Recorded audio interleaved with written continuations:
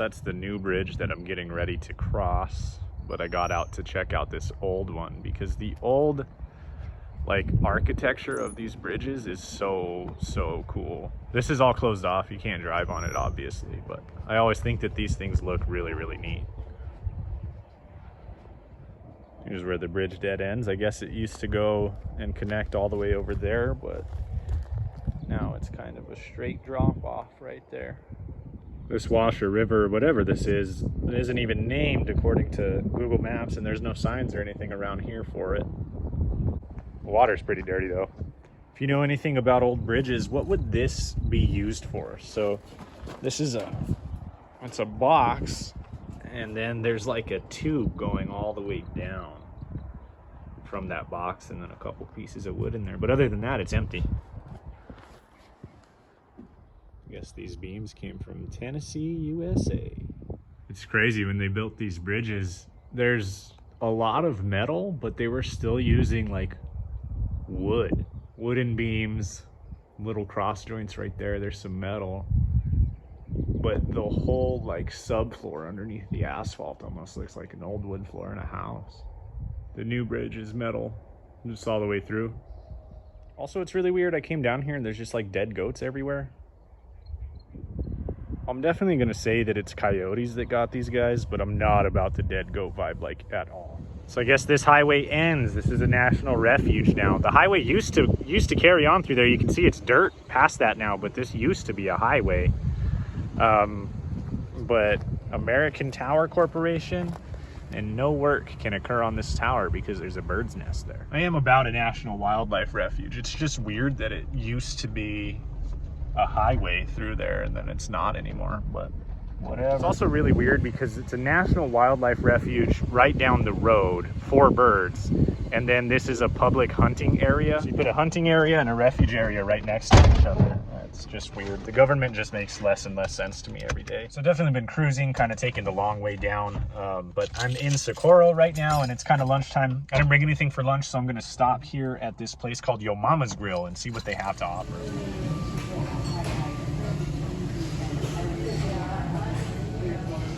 I'm just gonna wait for me to get home. Okay.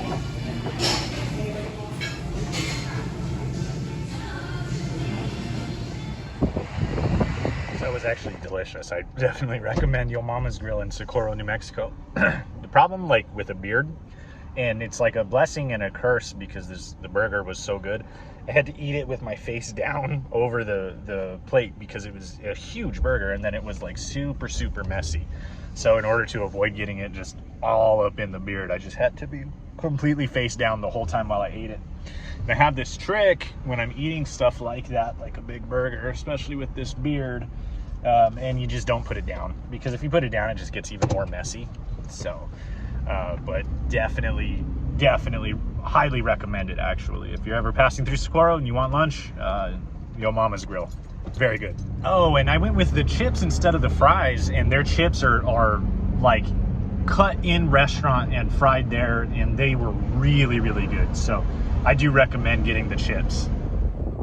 I was laughing because I had seen those bridges earlier for the cars, and then I came across this one for the railroad, and it's like they have not updated this thing in a long time. It's still all wooden, and trains pass on that and everything.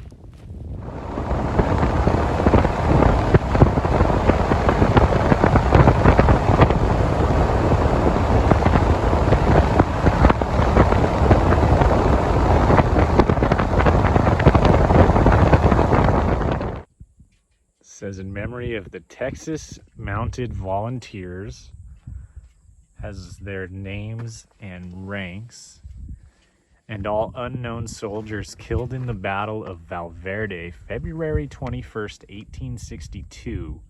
This was erected by the Texas Division United Daughters of the Confederacy, June 1st, 1936. Is that supposed to be a Confederate flag?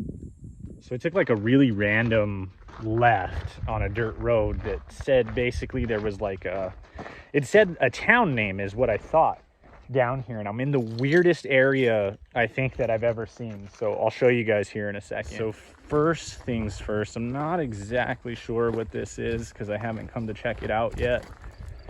but it looks like an old structure that is dug out. Potentially an old house that was dug into the hill here. I'm not exactly sure what this is. And this, I think, could potentially be a well or some sort of water. Back here, I have this gate to a house that says no trespassing. Right here, I have warning U.S. government property, no trespassing, right? With a barbed wire fence and a bunch of equipment. This is right next to a grave, a single grave that is chilling right here. And this is somebody that died in 1883, it looks like. And then right up the road is where I saw that, what I think is a Confederate monument. This is literally the route that Google Maps is having me take. And this is one of the reasons why I brought the truck today, just because I wasn't sure where I was gonna be going. But this is a little bit odd. And I've never seen, it's kind of weird. Check, it's weird, it's just weird. There's just absolutely no way that this is right, so I'm probably gonna have to backtrack here in a second. Yeah, this road just took me to a dead end. Here's another like US government fence.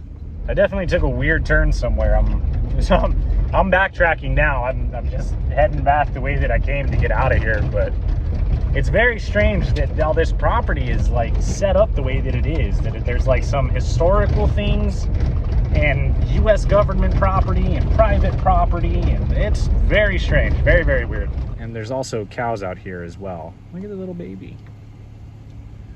That's a mama with those horns. That's pretty intense. What's up, mama? There's actually a lot of cows out here. And apparently this whole area that the cows were standing in, it's marked as a lake. So obviously it's not a lake anymore, but maybe it used to be. So I stopped at a place called Fort Craig, and they have this, basically a map of the Battle of Valverde, which is that sign, the Confederate sign that I had seen and I guess, erected. So here's the Confederate route to the battle. There's the Union route to the battle, and I guess they battled over there. A bloody Civil War battle was fought. The photo below shows the bastion as it looked in the 1800s. The effective height of the already formidable structure was doubled by the dry moat surrounding it. So I guess that was a dry moat. So this is the guardhouse in Sallyport. Apparently that's the guardhouse, and there would have been a gate here somewhere.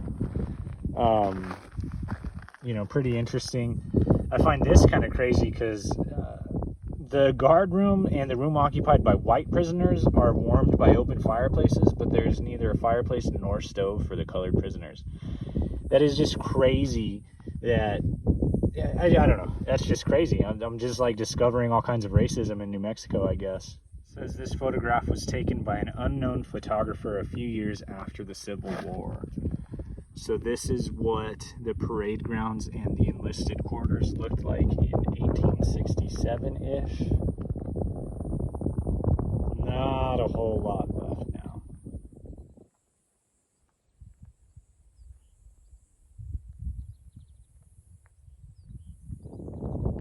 This is what remains of the commanding officer's quarters.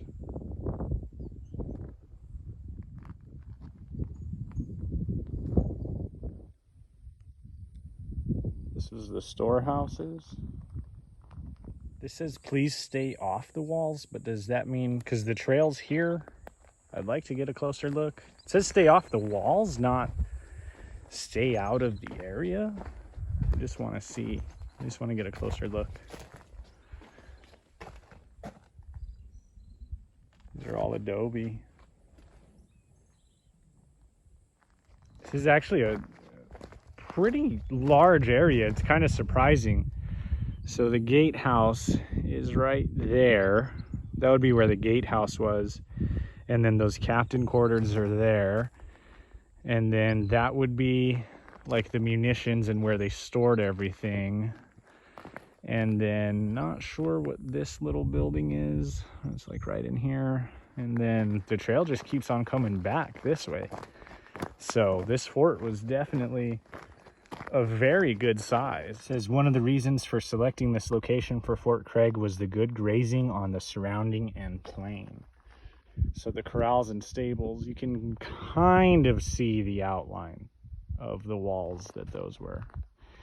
And I mean, you see the nature and the views and everything from this area are really, really nice. Let me tell you, it is 3 o'clock in the afternoon and it is hot, hot, hot. I am sweating like crazy walking around here. So I couldn't imagine in the 1800s just being stationed here. Like they're just like, yeah, go to Fort Craig and hang out all day, every day, and do work out there. It's so hot. I couldn't even, there's no way. I wouldn't be able to make it. I'm not built for the 1800s, I guess. In early February 1848, under the Treaty of Guadalupe Hidalgo, Mexico ceded what was later to become the states of Colorado, Utah, California, and New Mexico to the United States. The treaty outlined plans for the construction of a series of forts along the new boundaries for mutual defense against the Apaches and other Indian groups that were reportedly attacking and harassing settlers and travelers on both sides of the. So yeah, this fort was established like 30 years before, I guess, the Battle of Valverde, which was a battle during the Civil War. But I learned a lot of things today, actually, just by stopping here and reading the plaques, and I learned a lot about history. One is that, like, my mental timeline of history is really, really messed up. Like, for some reason, I thought that, the Civil War was a lot further into the United States history. Like, I thought, New Mexico was established as a state and all this stuff like well before the Civil War happened, and it's really not the way that it was.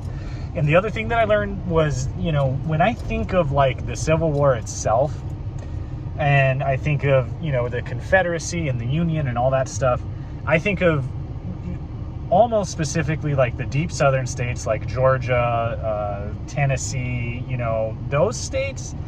And then like the East Coast, like I didn't realize it reached this far southwest or this far west. And I guess that's just me being naive and not really having like a great grasp or understanding of history. So I'm glad that I was able to learn that stuff today. This is about to trip you guys out, watch.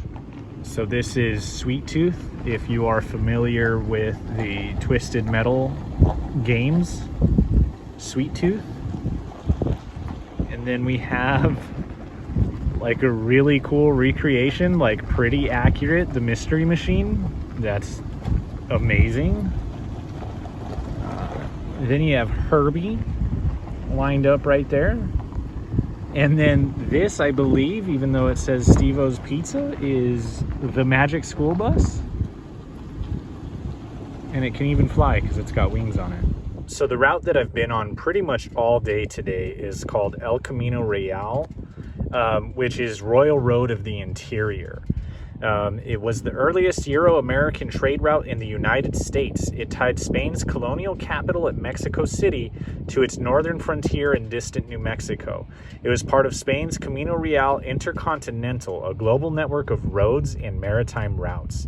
The route spans 3 centuries, 2 countries, and 1,600 miles. It was blazed atop a network of footpaths that connected Mexico's ancient cultures with the equally ancient cultures of the interior West.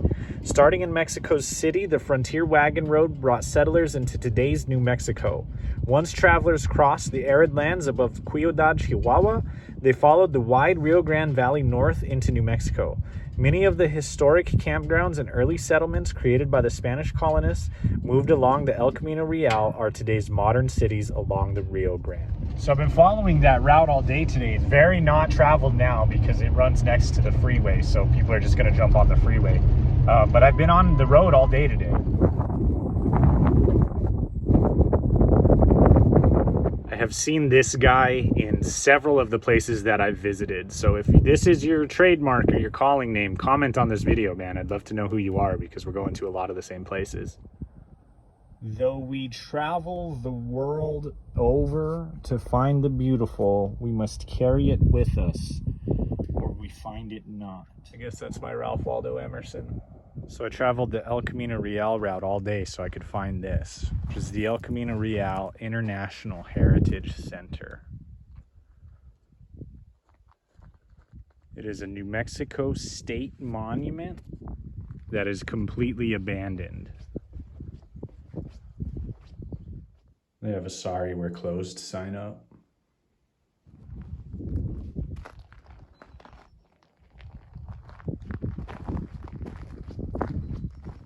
They still have some old propane tanks out here, probably how they heated the place.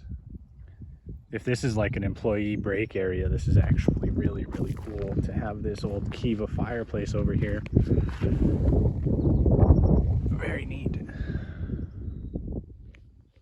Apparently the state spent a ton of money building this place, and it was only in operation for a few years before they finally just decided to close it, because they built it so far out here nobody knew it was here. I've lived in New Mexico my entire life, and I had never heard about this place.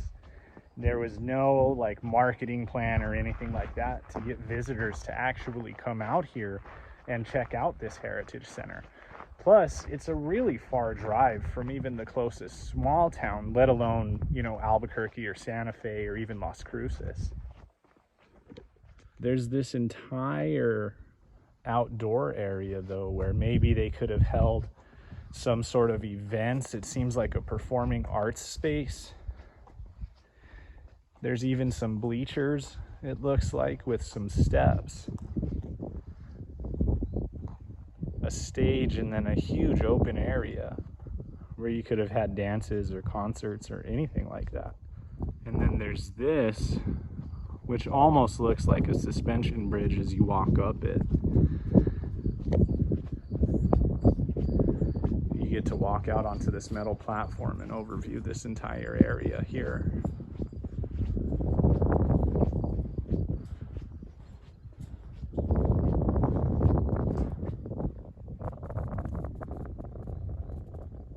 Which this view right here is just, this is stunning. This is breathtaking and amazing.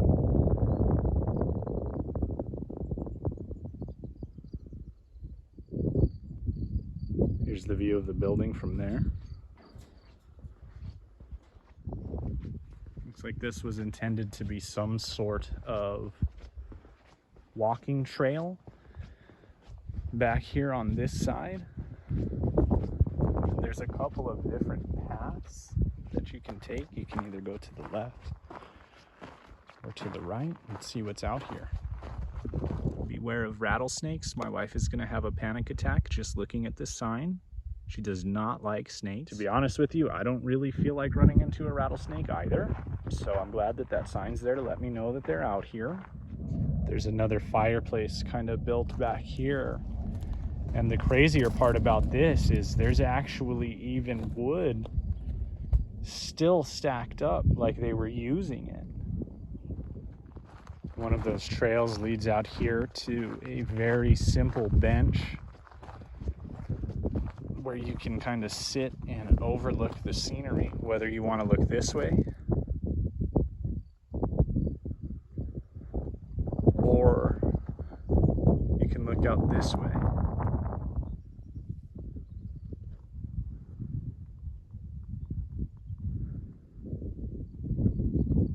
And then back to the abandoned museum. Look at those clouds rolling in.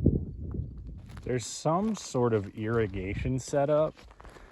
I'm not exactly sure what their intentions were here, but they did have some sort of irrigation setup to water something. Here's another bench, probably to have lunch on or for the employees to rest on. And it's already overgrown by this tree. The building's being overrun by ant colonies. You can sort of see inside the glass here. There's a bunch of dead bugs and cobwebs and things already. They even have a house out here that seems like maybe it was built for staff. Maybe the weekly staff. I'm not entirely sure why this would be built here with the center there, other than, you know, they expect the person who's actually working out here taking care of the property to be able to stay on the property and not have to drive in from somewhere every day. You can see everything's been disconnected from power, but this house is actually even pretty nice. It's got refrigerated air. Pretty modern house, and for the state to just waste that kind of money building this whole place, this house, everything that they invested in it, just to let it go is pretty wild. Unfortunately, there's not a way to get inside without me doing something that I'm not supposed to do. I'm just not going to do it. So I can't show you guys the inside of it, but there's a trail on the backside that I can actually get my truck down. So I'm going to take that and see what's on the other side of that trail at least. Surprise, surprise, that trail took me to a dead end. I don't know if this storm's going to make it to me or not, but I guess we'll find out. So do you guys think that this storm's going to hit me or not? It's a millipede. It's dinner time, guys, which is really exciting because I actually have kind of like a special dinner planned for tonight. You know, I was sitting here thinking, and I was like, you know, I could be kind of mad, right? I could be like, you know, the state, they spent $5 million on this building. It operated for 11 years, and it has sat vacant now for 6 years. And it's really a beautiful building. So I could be mad, like they spent taxpayer money building this building. But I'm gonna flip it, and I'm actually gonna be super positive. The state invested $5 million into this building so I could camp here. So it's like the state really paid me $5 million so I could come camp here and make a YouTube video out of it. So they invested in my channel. They paid me. The state paid me $5 million to come camp here. So I have bacon and scallops and asparagus. So I wrapped the scallops in bacon. I had 3 left over. I did not have room in these pans to do the asparagus. And I had started wrapping everything kind of all at once. So I'm just going to cook these first, and I'll do the asparagus after. I'll just have that on its own after, but I'm excited for these. These are going to be really, really good. A couple of things that I started carrying on me recently are actually, these are actually makeup wipes, but I use them to wipe my face and stuff like that before the end of the night. And then these, like after I touch the bacon or raw food or whatever, these are at least, you know, a way to sort of wipe my hands down and wash them down at least. I lemon peppered that side. Bacon and all, I don't care. I think that storm might actually end up passing me. I don't know if I'm going to get any rain, but it's still kind of windy out there. So I've got the scallops and everything cooking, but I wanted to have some sparkling water with you guys as is tradition. So, cheers, guys. I'm inside the truck just because of the wind. You know, if I try to film out there, if I'm out there, you're just gonna. So, alrighty, there it is. I got the asparagus underneath all of my bacon wrapped scallops. This is probably the highest end meal I've ever made camping. But it is going to be so satisfying to sit here and eat this too. So. Should be very, very good. Bacon just makes everything better. So, oh man. Yeah, that's really good. I won't subject you guys to me eating this whole meal, of course, because I'm just going to shove it in my face, and it's just going to be weird to look at. But yeah, chilling right now. It's kind of hot in here. I might move to the back. I just wanted to record in here because it's a little more quiet, a little less windy. So I just wanted to kind of chill out and hang out in here so that way I could show you guys what I'm eating. And other than that, yeah, I really can't believe that the state spent this much money on this place. And the thing is, like, the thing that really sucks about it is it's beautiful. The building is awesome. The scenery is absolutely amazing, but I never heard about it. Nobody ever told me about it. The state never advertised it. And the fact that they just let it fail is crazy. And the fact that they spent so much. So that's one of those things, like, if you know New Mexico, you know, like, Bill Richardson was in office at the time that this was being built. I guarantee his friends got some money. Like, the way that politics works is just, I'm not going to get into it because I stay away from politics on this channel specifically because I don't want to cause any drama or any arguments. But the one thing I think anybody can agree on is that politicians are in it for themselves, and their friends, them and themselves, make a lot of money off of contracts that they probably shouldn't. So that being said, we'll move right on past that.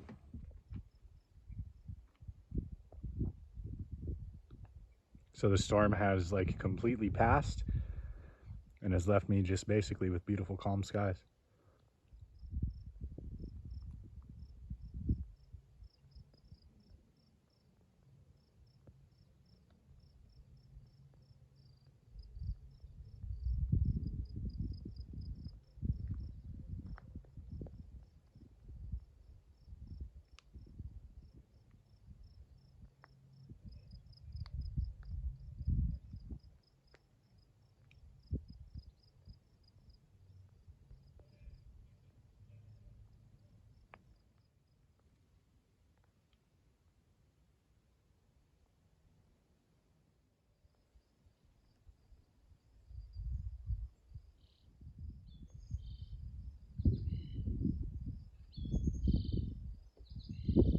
Chilling on top of my truck, but it's crazy how beautiful and peaceful it is out here. It's wild.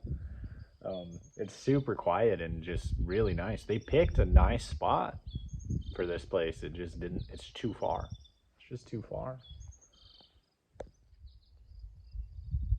So I was doing some research, and there was a consulting firm that they had consulted before they built this place. And the consulting firm said that they would average around 107,000 visitors per year. During the 11 years that this place was open, it never averaged more than 7,190. So in 11 years of this place being open, it never even had what the consultant said would be 1 year worth of visitors. That's pretty wild. 2,000 people attended the opening. So 2,000 people were here on the day that it opened, and then just nothing after that. And you know, this is south of Socorro. So if you know New Mexico, you know where Socorro is. So you got to drive, you know, really far from Albuquerque. This is another 25 miles south of Socorro. And then it's several miles off of I-25 without a direct exit. So there's no direct exit to this. And you got to get off the freeway and catch a frontage road to even get to the road to take to this. That's just silly.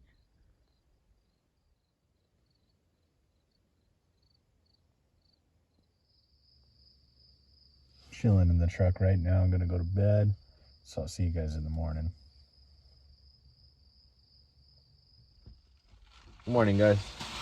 So I'm kind of excited this morning because I found a cinnamon roll flavored super coffee. So that's a new one. I didn't get the Black Rifle because they had it, but I was like, cinnamon roll. Let me give that a try. So let's see what this one's all about.